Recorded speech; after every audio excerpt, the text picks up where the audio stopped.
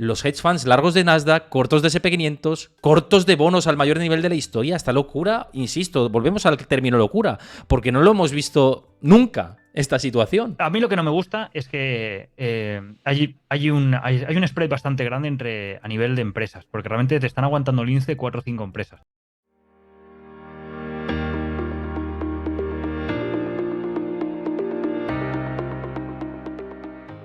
Por aquí con nosotros, John Economist. ¿Qué tal, John? ¿Cómo estás? ¿Qué tal, Héctor? Buenas tardes. Un placer de nuevo estar aquí en tu canal.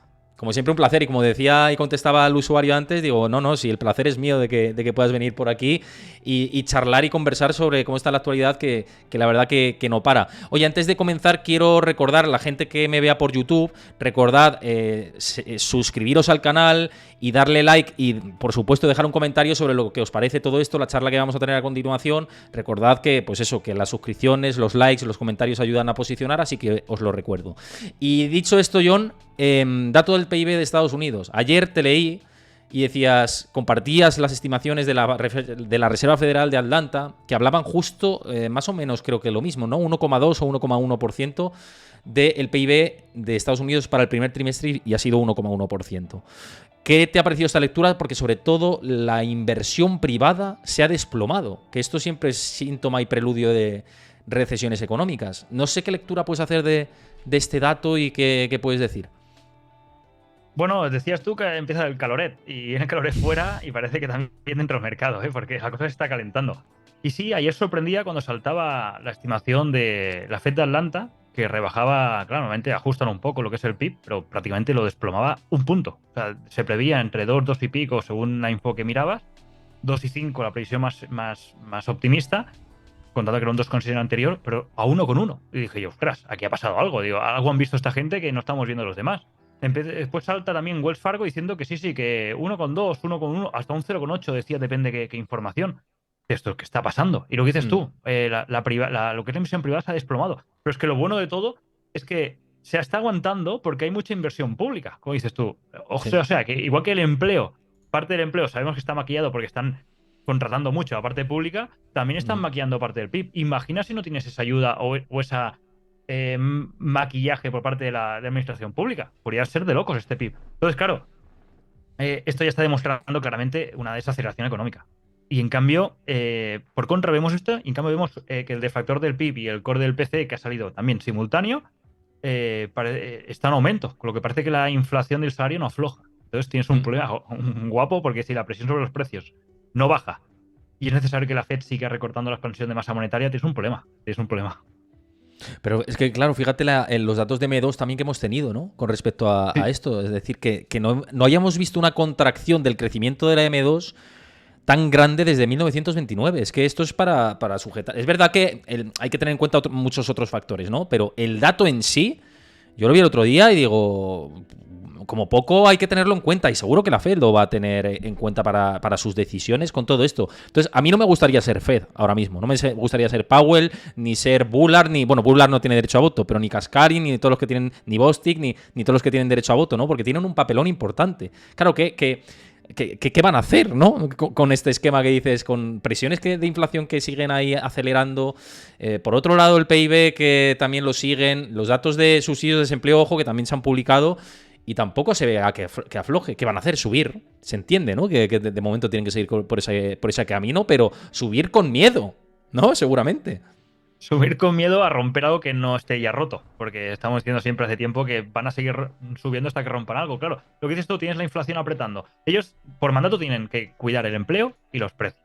Ellos están viendo que la inflación está apretando y que el empleo de momento está bien. Con lo cual, ya empiezas a tener un problema de que estás viendo una discrepancia entre la estabilidad del sector financiero y el sector de precios. Con lo que la estabilidad financiera empieza a estar cuestionada. Y la Fed tiene, lo que dices tú, tiene un papelón. Porque ¿qué hace? Tiene que seguir subiendo en principio, pero está viendo ya que la economía se está camino a una estanflación, porque si coges el resumen de los datos de hoy, que vemos un menor crecimiento de lo esperado y una mayor inflación de la esperada, es un escenario de estanflación.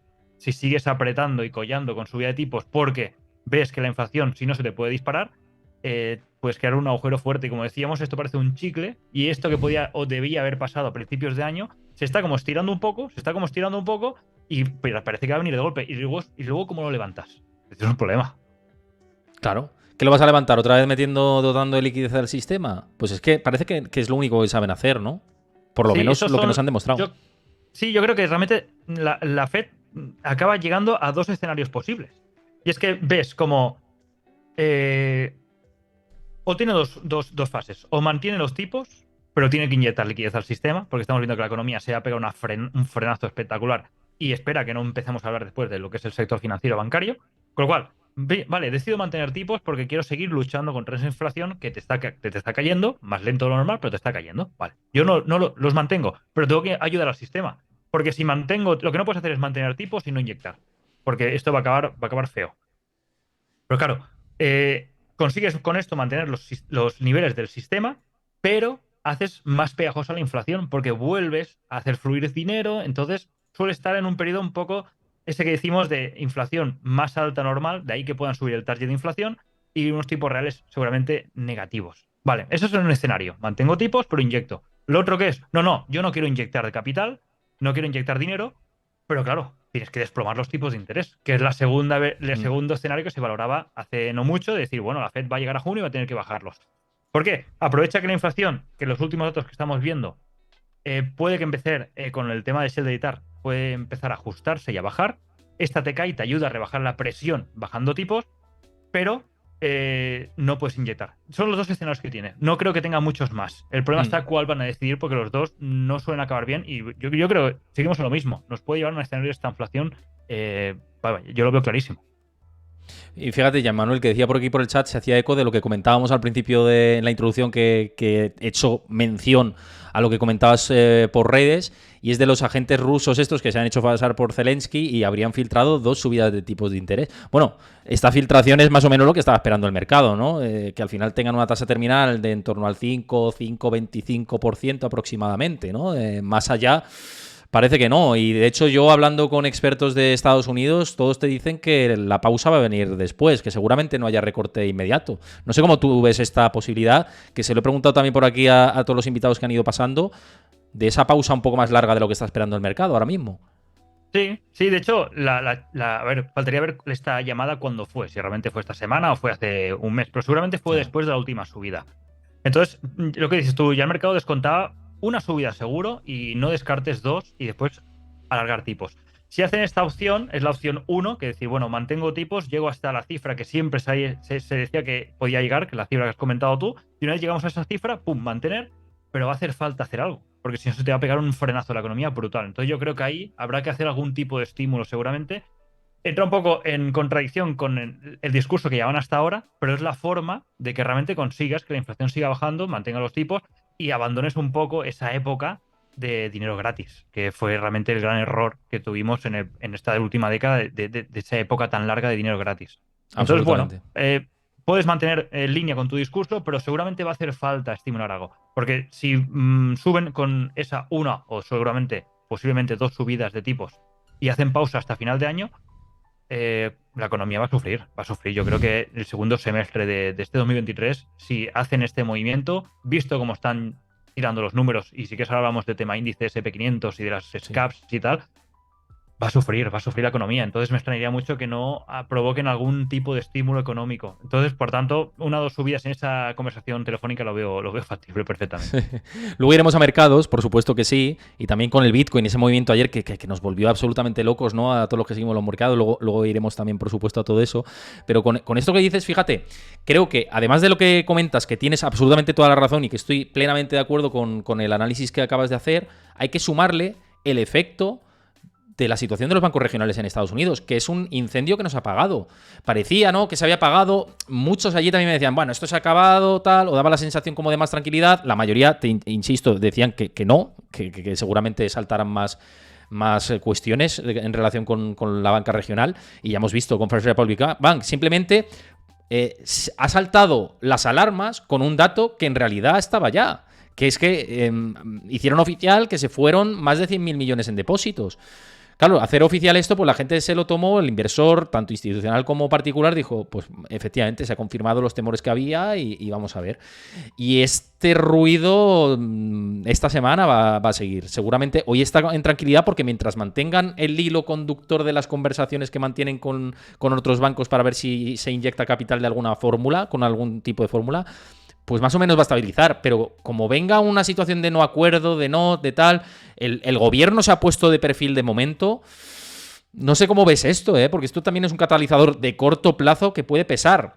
Puede salir satisfactorio si también la Fed actúa o si se llega a un acuerdo con otros bancos, pero está todo como pendiente de un hilo, ¿no? Está todo como muy en el alambre. No sé qué te parece a ti.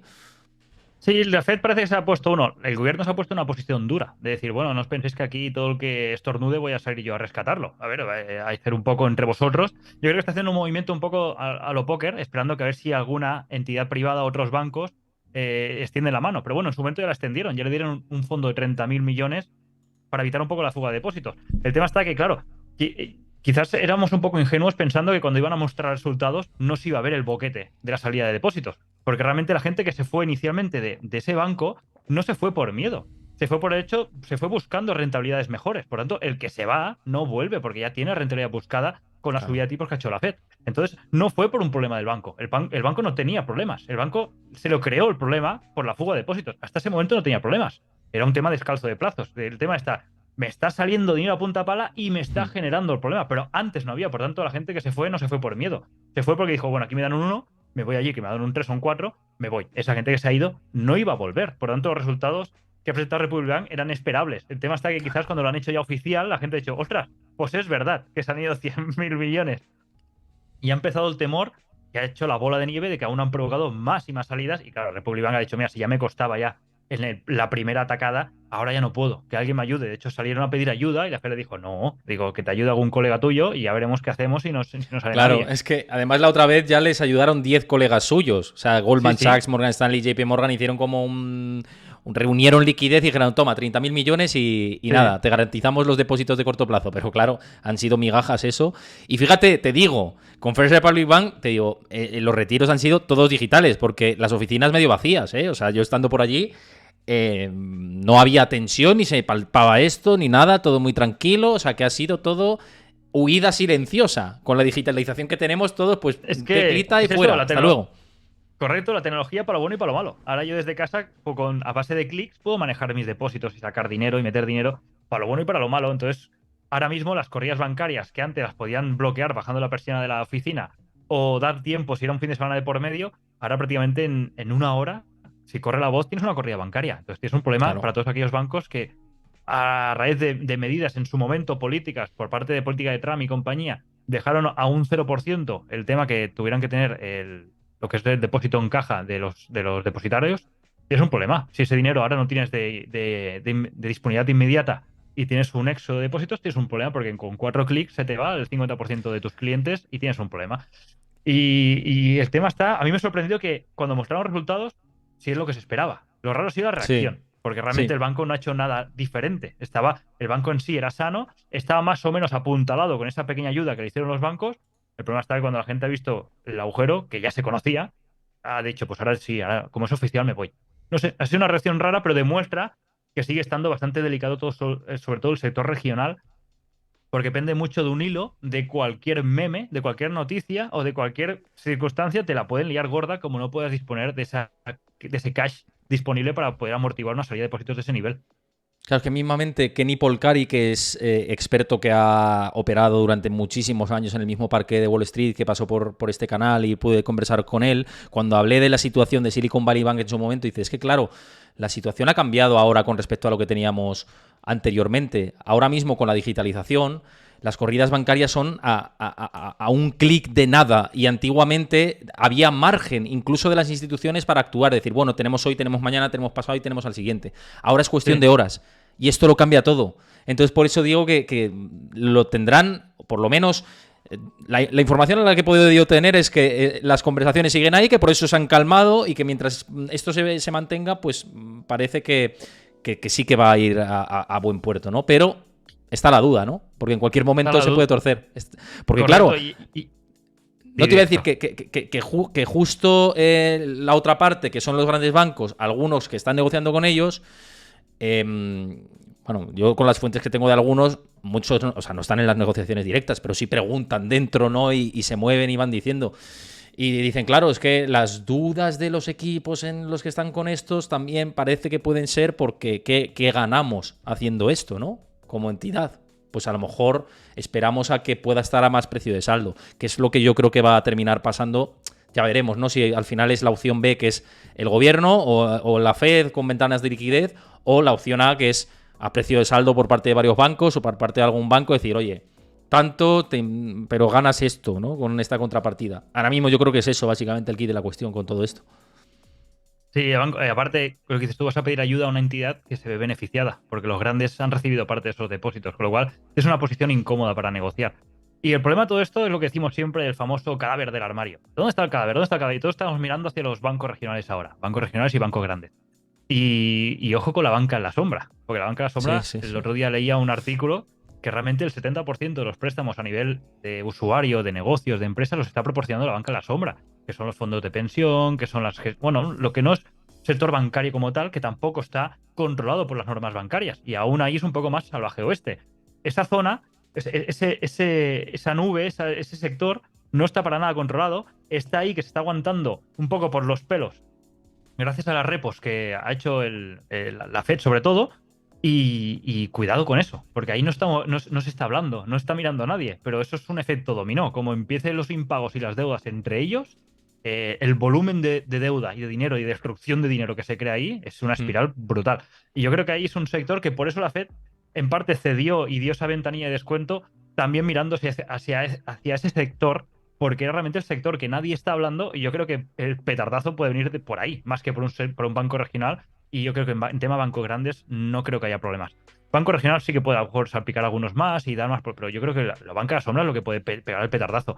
Y bueno, después sí que hablamos también de Japón. O sea, es que hay Uf. bullets que están ahí Sí, como sí, sí, sí. calientes que dices, Sí. bueno, que estamos mirando Republic Bank, pero que te puede pegar un petardazo aquí al lado de la silla en cualquier momento otro sector de Sí, estos. la banca regional y la mayoría de lo que te dicen allí también es el espacio del crédito del real estate comercial y todo esto es como donde está el foco principal ahora. Pero muchas veces cuando estás mirando a un sitio, esto pasa como con el Señor de los Anillos, si eres friki de la saga y Sauron está Sí, mirando, está con el foco puesto en un sitio y dicen, pues nada, vámonos por otro lado donde no sí, hay. Pues esto correcto. esto es igual, ¿no? El efecto de distracción.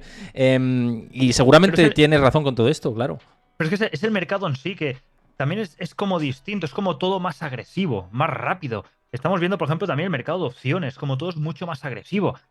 Tú ves un índice y dices, es que llevamos 10 días que el SP 500 no se mueve.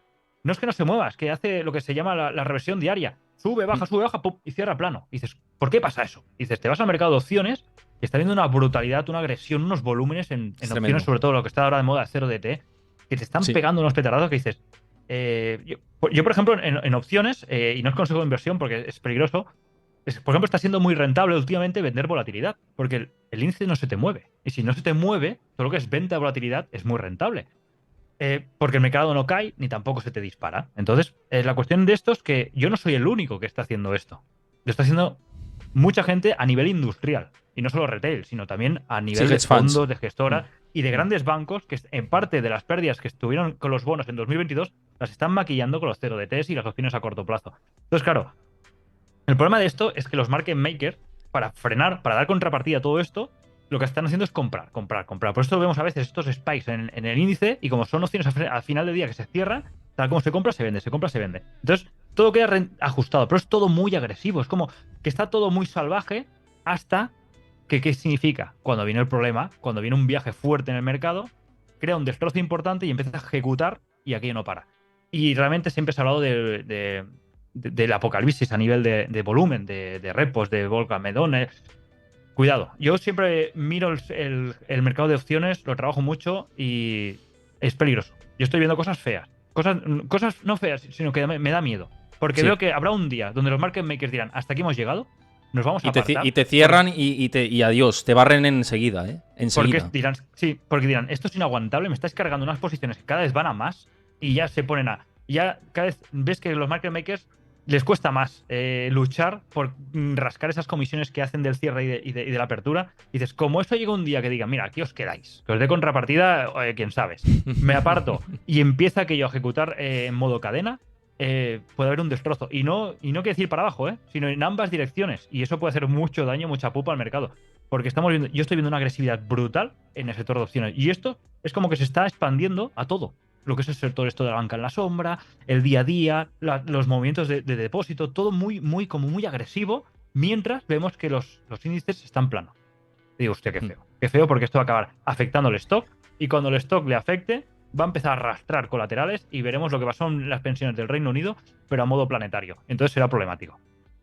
No, total, absolutamente, vamos, te doy la razón en esto, y además que pasó por aquí Gregory Plaxintar, que es experto en opciones, y la gente que ha venido, que opera mucho con opciones, dicen esto es inusual y es muy peligroso como se está poniendo el No, es que escenario. da miedo.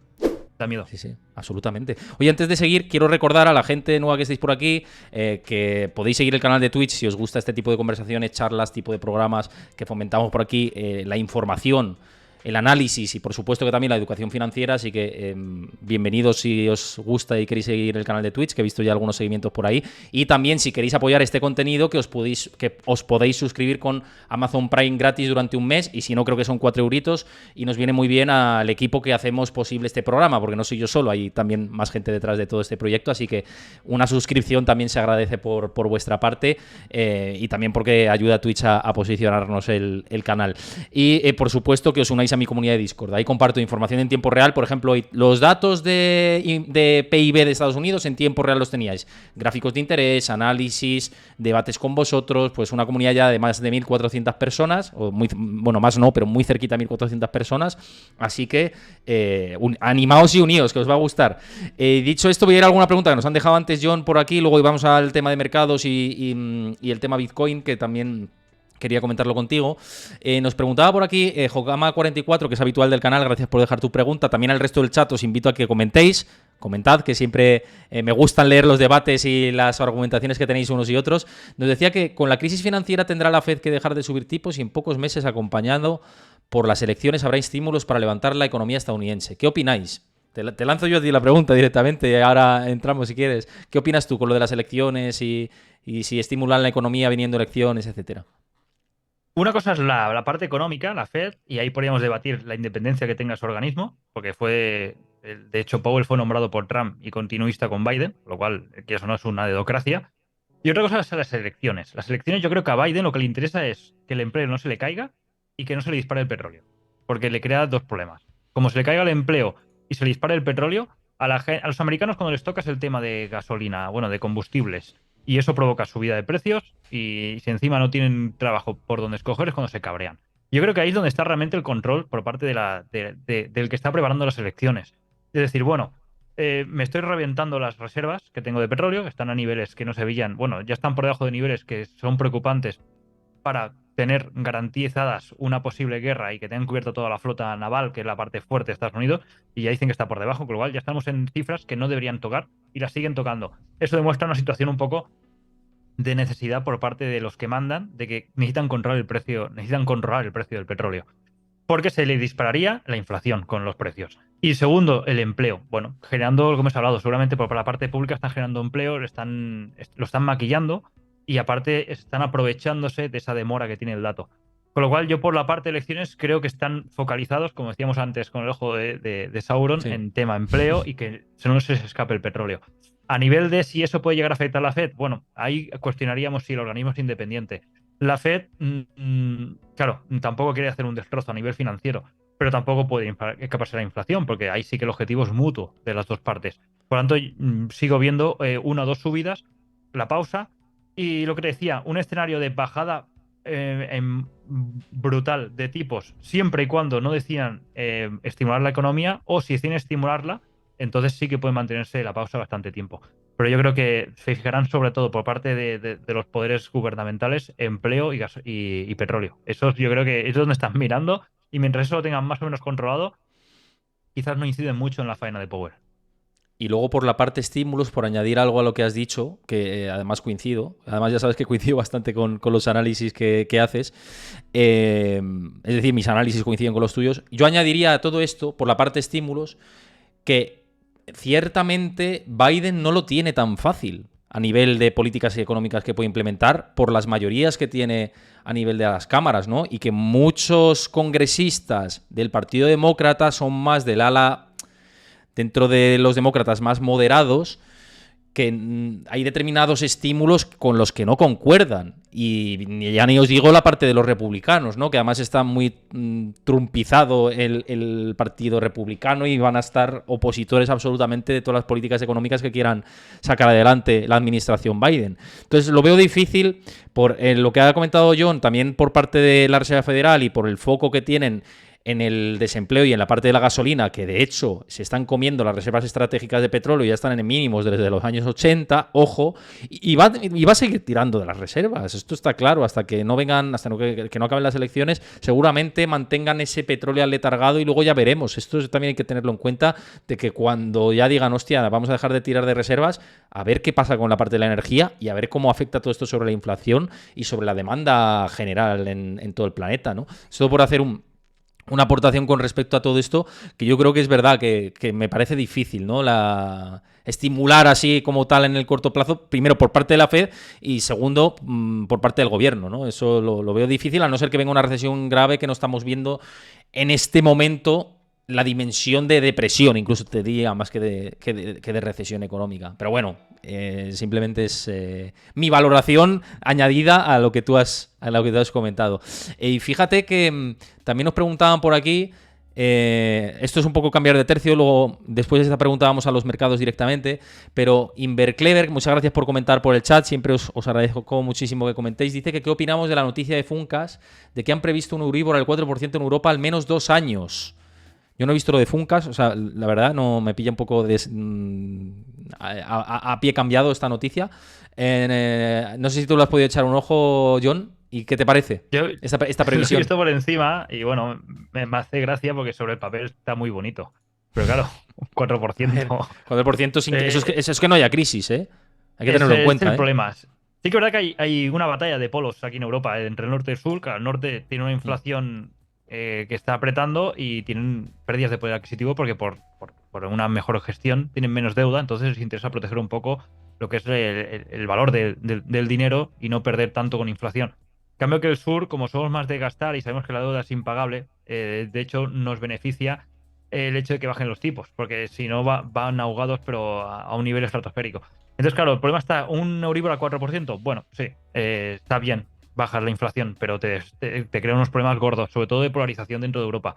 La cuestión es que esa compra de deuda que está haciendo el BCE realmente no está comprando, está dejando vencer bonos del norte y comprando los del sur, para así no deja de desajustar, pero ya está dando toques desde hace tiempo de que hay que empezar a ajustar la deuda sobre todos los países del sur. ¿El por qué? Porque quizás tiene intención de mantener un Euribor alto, pero ostras, a mí el 4% me costaría verlo. Me costaría verlo tanto tiempo. ¿Que Sí. puede llegar a tocarlo? Sí. Pero también igual que lo toca, lo baja. El tema está en lo que decimos, los tipos de interés tienen un decalaje de efecto entre 6 y 12 meses, de que los subes hasta que tienen efecto.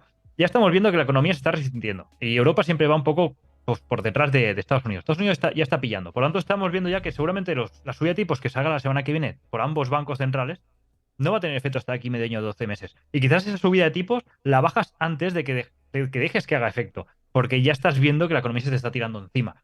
Por lo tanto, sí, pueden llegar a tocar ese 4% sobre el papel, en números, pero realmente que lo mantengan y sea efectivo, yo tengo mis dudas. Más que nada porque Europa quizás no le hace falta tener tipos tan altos, igual como a Estados Unidos, tal como está yendo la economía, pero sí que tendrán que tenerlos altos y esto de lo que hablábamos antes, de tipos de dinero gratis, yo creo que se tiene que acabar por el bien de la economía y por el bien de la inflación.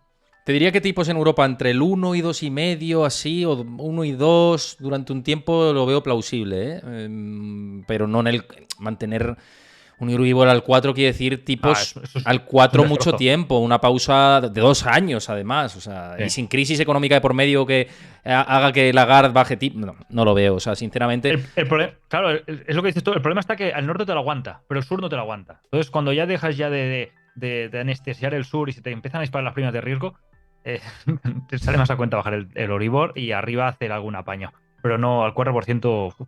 Haría Es un poco dolor aquí locura, abajo, ¿eh? es un poco locura, sí, sí. Oye, centrándonos en mercados, luego si da tiempo seguimos respondiendo a todas las preguntas que vais dejando.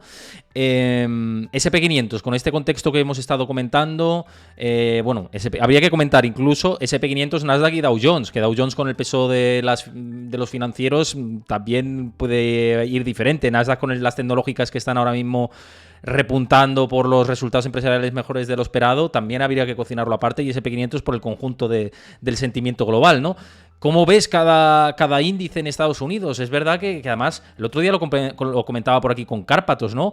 Los hedge funds largos de Nasdaq, cortos de SP500, cortos de bonos al mayor nivel de la historia. Esta locura, insisto, volvemos al término locura, porque no lo hemos visto nunca, esta situación. Es un poco locura. Siempre se dice que cuando todo el mundo está en un extremo, todo el mercado se va hacia el otro. Y claro, todo el mundo corto, corto, corto. A mí lo que no me gusta es que hay un spread bastante grande a nivel de empresas, porque realmente te están aguantando el índice 4 o 5 empresas. Estamos viendo que hoy con el gráfico, que hay niveles de recompra de acciones que prácticamente ya están rozando el 2022, cuando el 2022 ya fue un año histórico de los últimos 20 años. Y solo llevamos 4 meses de año. Por lo tanto, estamos viendo que las grandes empresas, las empresas que realmente tienen caja, hablamos de empresas, sobre todo las tecnológicas gordas, están no abusando, pero están aprovechando mucho con las recompras de acciones para revalorizar y mantener altas sus cotizaciones. Tiene un gran peso dentro del SP500. Entonces, estamos viendo como quizás se están aguantando artificialmente ciertos índices, porque en cambio tú después ves el Russell 2000, que son de empresas de mediana baja capitalización, y están en la zona de mínimo, no está en la zona de máximo. Entonces, ese spread diferenciador te está diciendo que, ojo, porque te están realmente. Nuevamente, cuando empiezan cuando hacemos un suelo, cuando empezamos unas tendencias alcistas desde abajo, empieza a empujar un poco todo el sector. No te tiran no te empujan 4 o 5. Y esas 4 o 5, entre la recompra de acciones y el efecto un poco de protección que hicieron cuando salió toda la fuga de dinero del sector bancario, se fue a refugiar a las grandes tecnológicas, me da la sensación que están aguantando el sector, están aguantando ciertos índices, entonces lo veo un poco artificial y creo que está en la parte alta de ese gran rango que llevamos meses o incluso hasta ya un año, que es entre Sí. 3.600 y 4.300, y ahí están como a modo artificial aguantándose por todo lo que hemos hablado del tema sector opciones, pero sobre todo por este movimiento de recompra y de activo de protección que están realmente con un peso enorme en un 4, 5, 6 empresas dentro de un índice. Por lo tanto, no le doy viabilidad o no me fiaría yo de decir, esto va a tirar arriba. Por ejemplo, le doy más viabilidad y mira que o sea, le doy más veracidad al movimiento, por ejemplo, europeo, que no depende tanto de las tecnológicas y depende más de un sector bancario que encima está mal. Y están arriba los índices. Por lo cual Sí. digo, bueno, ese empuje quizás ha sido más generalizado. A todos nos pilló, a mí por lo menos me pilló fuera de juego. Yo no me esperaba, ni mucho menos, que Europa iba a hacer máximos. Lo hizo. Pero sí que es verdad que el movimiento es más generalizado, porque quizás ahí sí que hicimos el efecto péndulo de los mercados y preveíamos un invierno tan, tan, tan, tan malo que cuando vimos que no era ni la mitad de malo que se preveía, como que volvió el dinero de golpe a ciertos sectores a modo generalizado. Por tanto, en Europa, todo y que a nivel macro lo veo mal, sí que el movimiento lo veo más sano que no ese SP500 que yo creo que está manteniendo artificialmente por 4 o 5 empresas.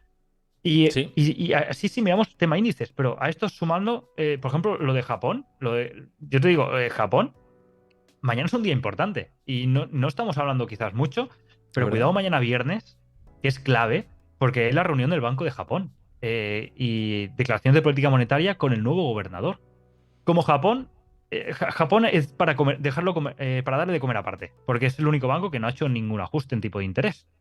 Pero como se le ocurra empezar a subir tipos, la puede liar, pero bien. Porque hay muchísimo inversor japonés que podría deshacer posiciones en el extranjero, lo que llamaban el carry trade, porque ahora mismo está aprovechando de que en su país está a cero y afuera está. Y como deje de invertir eso para meterlo a bono nacional, puede crear un estropicio gordo. Aparte de los problemas que pueda transmitir hacia el exterior Japón. Por lo tanto, yo ahora mismo, ya hemos hablado de varias patatas calientes y yo de Japón siempre tendría una alarma puesta allí, decir, cuidado que cuando esta gente en Sí, sí. unas horas van a hablar y este nuevo gobernador que dice que en principio es continuista, a ver que nos suelta una frase sorpresa y esto te hace temblar los mercados porque todo el mundo está hablando de SP500, de Nasdaq, de Europa, de inflación, de la guerra a Rusia, pero Japón está ahí y la deuda sabemos que deuda, vale que sí, deuda interna, pero es una deuda monstruosa. Cuidado con Japón. Japón es peligroso. Por lo tanto, a nivel índices americanos, creo que deberían estar más bajos. Los veo caros porque realmente lo aguantan 5 o 6 empresas, que para mí es un movimiento artificial. Lo veo caro ahora mismo. Un reajuste lo vería más sano. Por lo menos que se pusiera un poco más en línea de las empresas media y pequeñas y siempre mirando un poco a Japón. Y con respecto a lo que decías de los posibles cisnes negros que estamos hablando, guerra de Ucrania, incluso la invasión de Taiwán por parte de China, son conceptos que se han hablado, pero es verdad que Japón no ha estado en la palestra durante mucho tiempo cuando ahí, digamos que Japón aglutina dentro de los mayores inversores de pornos de todo el mundo. Varios de ellos son entidades institucionales japoneses. Ese es el problema. Cuidado, Ese es el cuidado con problema. esto. China y Japón tienen un peso enorme en el bono americano. China quizás está haciendo un movimiento de venta porque no tiene liquidez, porque no ese es otro problema, ¿ya? Sí. Entraríamos a otro melón. Ese es el problema que de falta de dólares en el sistema. Pero Japón tiene ese problema, que realmente digas, hostia, ahora es más atractivo jugar en casa que jugar fuera. Y como te empieza a hacer ese movimiento, ese reciclaje de carry trade, eso te la lía y mucho, y sobre todo en mercados internacionales.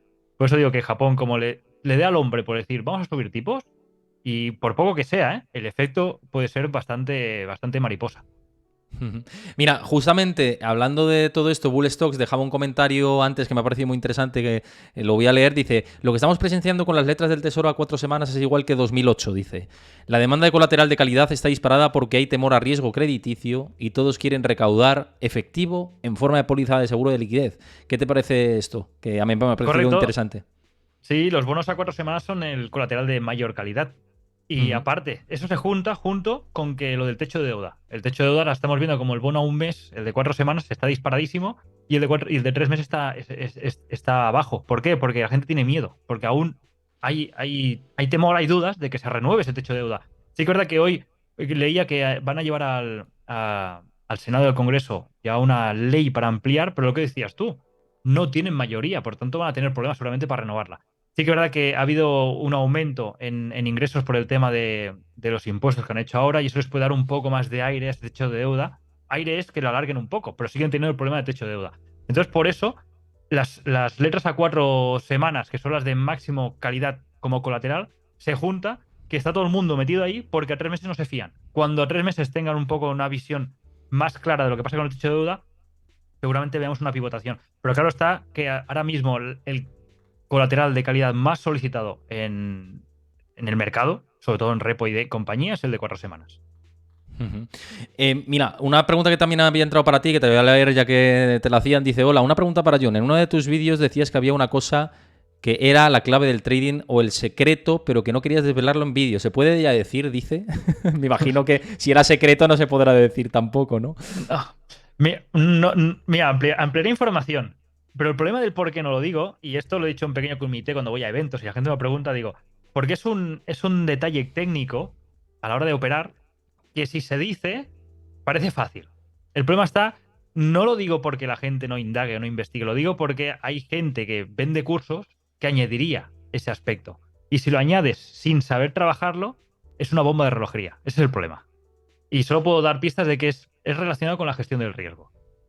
Pero si no se sabe hacer bien, tienes un problema porque la puedes liar y mucho. Entonces, claro, por eso no lo explico, porque haría falta una explicación muy profunda y como no tengo tiempo, si lo suelto tal cual y alguien lo pilla y dice, venga, lo meto esto en el capítulo 7 de mi curso, la puedes liar gorda como la gente no sepa explicarlo bien. Es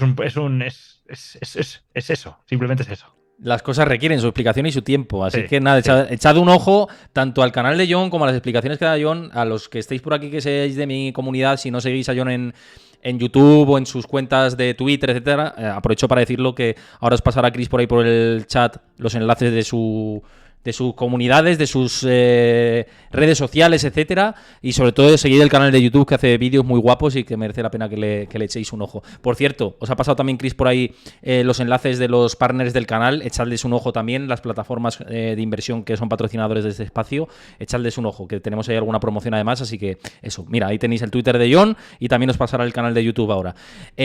Antes de seguir, que quiero ir a Bitcoin ahora, os recuerdo también que os unáis a mi comunidad de Discord, como he dicho a lo largo del directo, ahí tenéis información en tiempo real, datos de interés, análisis, gráficos, pues eso, con una comunidad ya muy grande. De hecho, mucha gente que está por aquí por el chat sois miembros de la comunidad y activos además, así que recomendadlo. Ya no que lo haga yo, sino recomendadlo. Y recuerdo que si veis esto por lo que sea de los clips de YouTube que subimos, recordad en los vídeos de YouTube darle a like, suscribiros al canal y por supuesto comentad qué os está pareciendo la charla, que siempre nos ayuda bastante. Y John, yendo a Bitcoin, ¿qué te pareció el movimiento este de ayer? $30.000, de repente desplome 27.000 y pico. Parece que parte de esas ventas vinieron por parte del gobierno de Estados Unidos o de organismos vinculados al gobierno de Estados Unidos y algunas otras manos fuertes. Luego se estabilizó relativamente. ¿Cómo has visto este movimiento último? Porque fue volatilidad de traca, ¿no?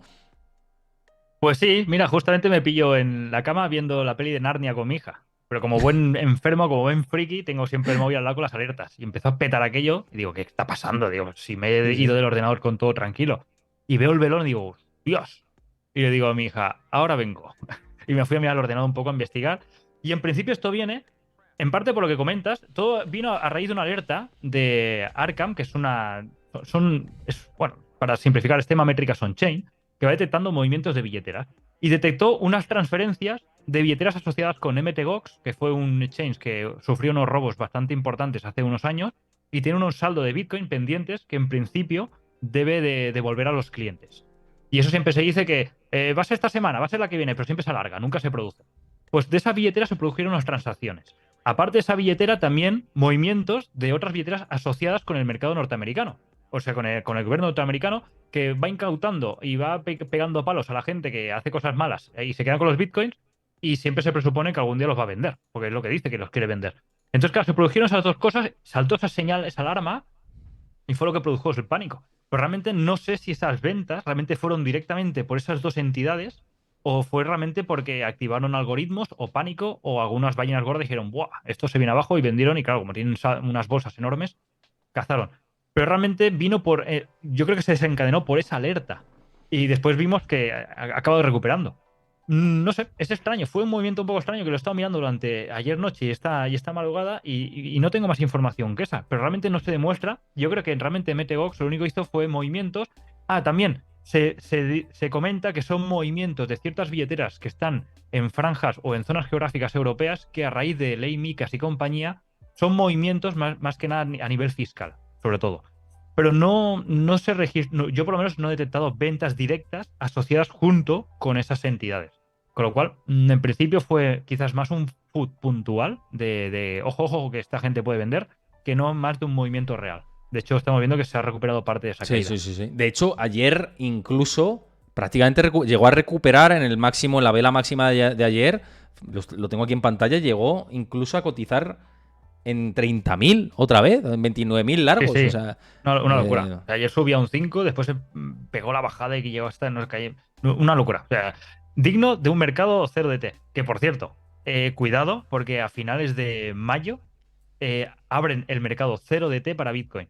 Eso, ojo. eso, eso, eso es auténtico, eso será el salvaje este. Miedo me da, porque si ya el subyacente es volátil, Exacto, cosa que, eso por te iba a decir. ejemplo, en el SP500 no pasa. Si aquí el Mm. subyacente ya te hace esto, como vivimos esta noche, súmale presiones de market makers colocando contrapartidas ante presiones fuertes de 0DT. No sé yo si eso es un producto acertado, meterlo ahí cuando el subyacente es tan volátil. No sé, puede dar muchas oportunidades, puede dar muchas inversiones muy buenas, pero yo lo veo peligroso. Pero gente que puede perder hasta la camisa. Eso Sí, sí, desde no, luego. claro, es que el problema está que es peligroso, es peligroso, es peligroso. Sí, sí, muy, muy, muy peligroso, sí, El mercado totalmente. de opciones es muy bueno, es muy profesional, te puedes hacer muy buenas coberturas, muy buenos trabajos, muy buenas gestiones, tanto de compra de acciones. O sea, para mí es espectacular el mercado de opciones, pero a la vez es muy peligroso, porque puedes estar a favor de la posición, o sea, puedes ir a favor de tu posición y solo por variantes como la volatilidad, como por muchas cosas, dices, estoy palmando, pero se está yendo a mi favor. Es que influyen muchas variables, pero a la vez te da una riqueza de activos y de posibilidades enorme. A mí que no metan en un subyacente tan volátil ya de por sí, yo creo que no es necesario. Al revés, yo creo que va a ser perjudicial porque la va a liar mucho. Y yo creo que van a buscar el dinero del retail. Porque ya estamos viendo como el CRT, el mercado CRT, ya están saliendo estadísticas que el retail está palmando mucha pasta en el mercado CDT. Y eso que el subyacente es lo que decimos, la reversión diaria, más o menos es estable. Bitcoin, miedo me da, ¿eh? Yo solo pido a la gente que, por favor, precaución, porque si el 0DT en Bitcoin puede hacer estropicios. Total, absolutamente. Y mira, cogiendo una pregunta que nos dejaba antes Luigi Trade, que muchas gracias por preguntar, participar por el chat, siempre para nosotros nos ayuda también que vayáis comentando por el chat, que vayáis debatiendo entre vosotros, cómo veis la situación, tanto de Bitcoin como SP500, como el mercado, como la economía que hemos hablado antes del PIB. Tenéis el chat ahí para debatir aquí en Twitch. Y nos preguntaba Luigi Trade precisamente, dice, ¿qué pensáis de Bitcoin? ¿Se puede desmarcar cuando el SP caiga? Bueno, te dejo a ti, que además de a Bitcoin lo controlas mucho más, y yo diré un poco lo que me parece con respecto a tema Bitcoin, la correlación que ha tenido especialmente con el sector growth y tecnológicas, etcétera. Pero primero prefiero que le des tu caña. Vale, mira, empezaré por el final. Si no hay una expansión de crédito, o sea, si no hay un QE, inyección y tal, yo no veo Bitcoin más arriba de la zona de los 30 y pico mil. El tema está, ahora volvamos al principio. Yo veo un Bitcoin diferente de antes del 2022 al que hemos visto ahora en 2023. En 2022 era un activo bastante especulativo que funcionaba con una naturaleza tecnológica y estaba muy dependiente de inyecciones de dinero, de flujo de dinero, sobre todo hacia él, y sobre todo de tipos de interés de tipos bajos. Como buena tecnología, pues le interesa como el flujo de caja, todo y que no tiene flujo de caja, pero le interesa tipos de interés baratos o prácticamente cero como hemos estado todo este tiempo. El tema está que en 2023 empezó el año y ya se empezó a descontar por parte de inversores, sobre todo en Bitcoin, que la Fed iba a bajar tipos. A eso, sumado a que empezó en marzo el problema con el sector bancario. Eso creó una gran desconfianza que hizo pivotar mucho dinero hacia otras zonas, entre ellas Bitcoin. Y Bitcoin, ahí sí, por primera vez vi algo que no había visto en los otros 10 años, que era el por qué estuvo creado Bitcoin. Bitcoin fue creado como una alternativa para mantener el valor de todos los excesos que se habían hecho en el sector tradicional. Y ahí por primera vez dije, ostras, parece que la gente, bueno, los inversores están pivotando del sector tradicional bancario hacia Bitcoin a modo de miedo o protección de su dinero viendo lo que está pasando en el sector bancario. Eso fue lo que me hizo diferenciar Bitcoin de este 2023 a la década pasada. Entonces, de ahí a lo que puede hacer más adelante, hemos visto que las subidas de los 16 a donde está ahora, hemos visto sobre todo dos fogonazos. El primero salía de, bueno, tres. El primero salía de máximos, después vinieron dos. Esos dos fueron, uno cuando petó Silicon Valley Bank y se juntó los problemas que vimos con las monedas estables, que también vimos bastante dinero de conversión de monedas estables también por parte de Binance y ciertos exchanges hacia Bitcoin. Eso le ayudó a pegar un petardazo desde los 18, 19, 20 hasta los 20 largos. Ahí estuvimos en rango durante bastante tiempo. Rompimos estructura porque nos habíamos frenado en la zona de 25, 27. Bitcoin empezaba a dibujar una estructura bajista y entonces ha venido el petardazo ahora de First Republic Bank, que lo ha llevado hasta la zona de los 30. En esa zona de 30 está volviendo a dibujar estructuras bajistas. Por lo tanto, estamos viendo que si no hay un evento que no venga directamente de Bitcoin, sino que venga de afuera, que es a modo protección, lo normal creo yo que sería venir a rebalancear un poco todo el movimiento que llevamos de los 16. No quiere decir que vayamos a buscar nuevos mínimos, pero sí que vería hasta sano que hiciéramos un reajuste de todos estos tres fogonazos que llevamos desde la parte de abajo. Porque, si quieres, después hablamos, lo que yo creo que realmente es Bitcoin respecto al fiat. Y yo no lo trataría como dinero, sino lo trataría como otra cosa. Pero bueno, si quieres, después de esto lo podemos ampliar. No, por supuesto. Vamos, libre para profundizar en todo eso. Yo, con respecto a esto que dices, también, precisamente, recientemente pasó por aquí por el canal Roberto Moro y lo analizó desde el punto de vista técnico. Y él comentaba, y además es verdad que haciendo yo también las comparativas que él decía con el análisis propio que yo hago, digo, sí que tiene sentido que Bitcoin tenga una corrección, por lo menos para sanear este movimiento tan fuerte que habíamos visto, ¿no? Él hablaba de referencias de los 27, que fíjate, es donde se frenó también la vela ayer, y luego después los 23.000, y él veía como los 23.000 y los 20.000 como muy probables, ¿no? Para Bitcoin. Y de hecho, Jokama44 por aquí decía en el chat también, dice, si esta semana no hace nada nuevo por la parte de arriba, los 20.000 son más probables. Y yo coincido un poco en esto, pero no quiere decir que esa corrección sea para irnos a mínimos, a no ser que... No, porque ya hemos visto que las tendencias que cuando la economía va mal y cuando el tensionamiento por la parte macro y demás empieza a ir mal, Bitcoin no lo está haciendo mal en ese escenario.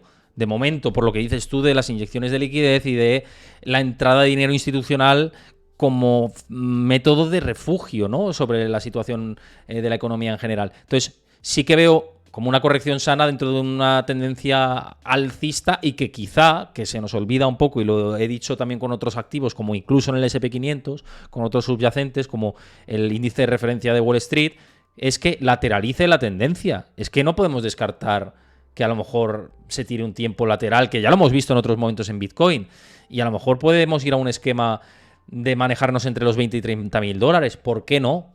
Simplemente como escenario, Sí, ¿no? No sé cómo lo ves tú.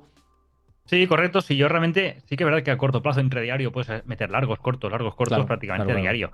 Pero sí que es verdad que a medio plazo yo veía esa zona de 30 y 32 como una zona de distribución. Con lo cual veía lógico que ahí pues, se podía hacer una zona de distribución, porque mirando gráfica izquierda encajaba que fuera una zona de distribución y viniera a corregir a esas zonas de 20, 25 que podrían pasar a ser zonas de medio plazo para zonas de acumulación. Entonces yo veía sano, realmente una corrección. Realmente cuando estaba en la zona de 25-27 empezó a romper estructuras para producir esa limpieza y esa corrección hasta 20. Pero entonces pasó lo del tema bancario, que volvió a empujarlo arriba.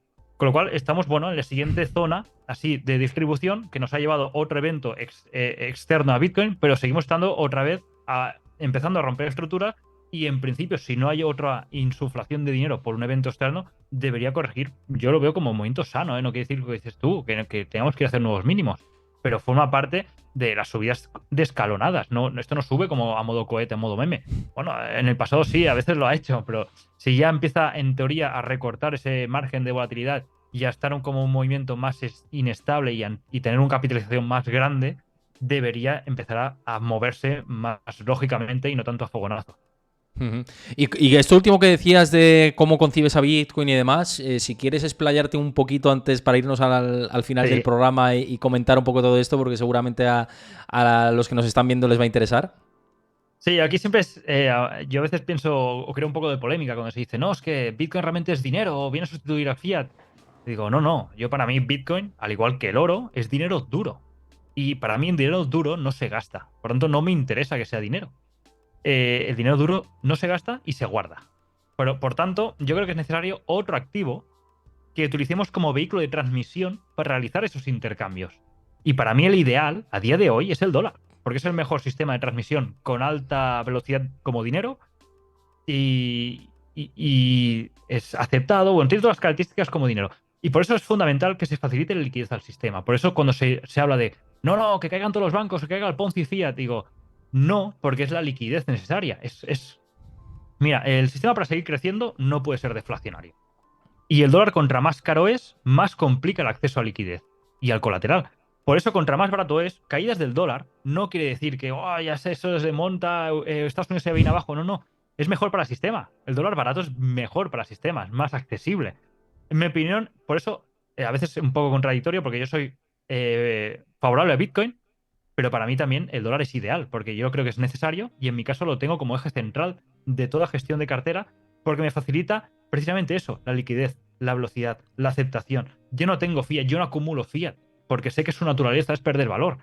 Vale que se ha acelerado la pérdida de valor desde que se desvinculó del patrón oro, pero es que lleva mucho más tiempo perdiendo valor. Desde mí, no sabía hoy, leía estadísticas que lleva más de ciento y pico años perdiendo valor. No Sí, es de sí, sí. ahora. Es la naturaleza del dinero. Todo dinero, el euro, el dólar, todos pierden valor. El problema es no saber para qué lo quieres. El problema está que quieres acumular riqueza en dólares. Ahí tienes un problema. Vas a perder valor. Entonces, ese dólar lo transformas en otros activos. Y ahí es donde yo creo que entra Bitcoin como, igual que el oro, como dinero duro. Por tanto, yo con mi dinero duro no quiero transaccionar. No quiero. Yo no me compro una casa y la cambio por coches. Para eso tengo dinero y el dinero lo que hago es comprar cosas. Pero cuando compro esas cosas, después las vuelvo a pasar a líquidos. Yo, si tengo un coche, me es más fácil pasarlo a dólares para después comprar otro coche que no buscar un intercambio con otro coche, porque te limitas mucho al mercado. Pues esto es lo mismo. Yo quiero el dólar, quiero una moneda que me permita esta agilidad. Para hacer un símil, el dólar es como las monedas estables. Dentro del mundo cripto, las monedas estables son las que tienen el mayor peso en las transacciones. De hecho, son las que se utilizan más en el día a día por porcentaje, porque los números están ahí, como puente para compras de cualquier otra moneda, ya que aseguran la liquidez y el precio estable mientras se produce el intercambio. Pues el dólar es lo mismo, pero en el sistema tradicional. Entonces, si a este le sumamos lo que ya sabemos ampliamente de que es aceptado, es líquido y tal, a mí me hace falta. Las monedas estables son necesarias dentro del ecosistema cripto. Pues el dólar igual, porque hacen esa función de puente. Entonces, decir, no, es que el fiat es malo porque pierde valor, me voy a Bitcoin. Vale, pero tienes que saber por qué te vas a Bitcoin, qué naturaleza tiene y por qué estás en fiat y qué naturaleza tiene. Si eso lo tienes claro, para mí la fusión de los dos es perfecta. Otro problema son las CBDCs, que ya incluye cosas malas. Eso te iba a decir, porque con respecto a la argumentación que dices del dólar y demás, que es cierto lo que estás diciendo y que es el acceso más inmediato a la liquidez, por supuesto, y claro que sí, pero el tema es que quieran transformar el dólar y que el dinero fiat físico como tal que existe a día de hoy y completamente, aunque está centralizado, pero tiene componentes que hacen, por ejemplo, el dinero físico, que pueda haber lagunas de cara a los bancos centrales con ese dinero en circulación. Pero claro, con la divisa emitida por Banco Central digital, que son las famosas CBDCs y el dólar digital, esto les permitiría a ellos tener más control. Entonces, si vamos a un modelo de transición de dinero fiat físico a esas CBDCs, a ese dinero, esas cripto, digamos, emitidas por bancos centrales, ahí sí que veo un peligro, ¿no? Como tal, de la libertad individual, insisto, de la libertad en qué te puedes gastar el dinero, en cómo puedes ahorrar, qué caducidad tiene el dinero, como estos pilotos que pusieron en China con el yuan digital. Ahí es donde veo el peligro del dólar, no en el dólar actual, sino en si quieren transformar el dólar actual. Sí, ahí realmente es donde está el problema. Porque realmente, para mí, el modelo actual es perfecto. Yo tengo el dólar y en efectivo, en digital, como quiera, y lo voy moviendo, puedo comprar lo que quiera y cuando quiera. El problema está cuando incluyen las CBDCs que te podrán. El tema caducidad para mí no es tan importante porque, como ya te he comentado, para mí el dólar no lo acumulo. No lo acumulo porque ya sé que va a perder valor, porque es su naturaleza. Por lo tanto, lo utilizo como medio de intercambio. Por lo tanto, si me va a caducar, me da igual porque me va a durar poco en las manos. Lo voy a cambiar rápido por otro activo que me interese más, que me luche contra la inflación, que me mantenga el valor, que me lo aumente, lo que sea. Donde veo el problema está que me limiten qué hacer con él. Que me digan, no, con este dinero que acabas de ingresar por X motivos, no puedes comprar Bitcoin, no puedes comprar oro. Tienes que gastarlo aquí, aquí, aquí. Ahí está el problema. Ahí es donde pero lo podrían hacer. Es que eso lo podrían hacer. Eso es lo que hay que luchar. Porque el modelo actual para mí es perfecto, pero si ese modelo cambias el fiat actual y le metes una CBDC con esas características, entonces tenemos un problema y gordo. Por eso digo que ahí es donde habrá que luchar, no sé de qué manera, pero habrá que luchar. Porque como nos metan eso con calzador, ahí sí que a mí me rompen la rueda y es un problemón. Es un problemón porque es que eso sí que ya tiene todo lo malo del fiat, sí que te gana cosas como el tema de transferencias 7 días de la semana, 24 horas, te agiliza mucho más, pero en cambio, lo malo para mí pesa, a día de hoy, por lo que se está viendo en los borradores, pesa mucho más que lo poco bueno que pueda otorgar. Entonces yo creo que el problema de CBCs va a estar ahí, no tanto en la caducidad. Sí, a ver, la caducidad afectará al modelo de gente que le gusta tener el dinero en la cuenta bancaria y no tocarlo, ahí sí que le puede afectar, pero realmente donde afectará será donde te digan dónde gastarlo. Ese es el problema. O qué no puedes comprar con ese dinero. Pues entonces sí que te pueden limitar, porque ahí realmente pueden cortarte el grifo y decir, mira, este mes tú no puedes invertir en nada, porque tienes que gastarlo sí o sí en este producto que lo vende. Yo me invento, ¿eh? Pero ahí es donde está el problema. En el control de hacia dónde va dirigido ese dinero. Ahí es donde realmente es un problema gordo. Pues John, nos vamos a quedar con todo esto último porque el tema de las CBDCs daría para un debate mucho más extenso y mucho más amplio y podríamos aquí estar horas hablando y había muchos temas que tocar, al final ha surgido, así que fantástico, como siempre es un lujo contar contigo por aquí, por el canal.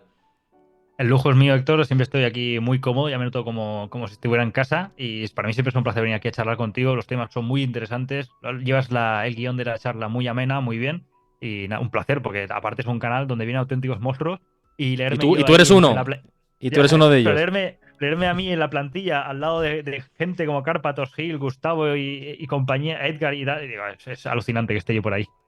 Claro que sí, bueno, aquí ya sabes que esta es tu casa. Por cierto, quiero dar las gracias a los que habéis seguido el canal de Twitch, ahora precisamente Alfonso RDP, muchas gracias por seguir el canal de Twitch. Os invito a los que os habéis pasado por la charla, si habéis estado pendientes de todo este directo, que si os gusta el contenido sigáis el canal de Twitch, incluso si os gusta y queréis apoyarnos a los que hacemos este proyecto posible, que os suscribáis al canal de Twitch, lo podéis hacer gratis un mes con Amazon Prime. Y si no, pues creo que son 4 euros al mes y para nosotros pues nos viene muy bien para, bueno, pues tirar con todo el proyecto y pues monetizarlo de la mejor manera posible para seguir creciendo. Dicho esto, mañana tenemos programa a 4 de la tarde, viene Luis Francisco Ruiz, analista de CMC Markets, que junta muy bien lo que es el análisis fundamental y técnico con la parte macro, así que no os lo podéis perder, porque siempre han sido programones cuando ha venido Luis. Y lo dicho, nos vemos mañana a 4 de la tarde. Recordad que si veis este contenido por YouTube, dadle a like, suscribiros al canal y por supuesto dejad vuestro comentario de qué os ha parecido todo esto, qué os ha parecido lo más interesante, esto de las CBDCs, el Bitcoin, el último movimiento, el camino hacia la estanflación o recesión económica. Os lo dejo en vuestras manos. Y lo dicho, John, un placer. Y a todos, mañana nos vemos, 4 de la tarde. Un abrazo a todos. Chao. Hasta luego.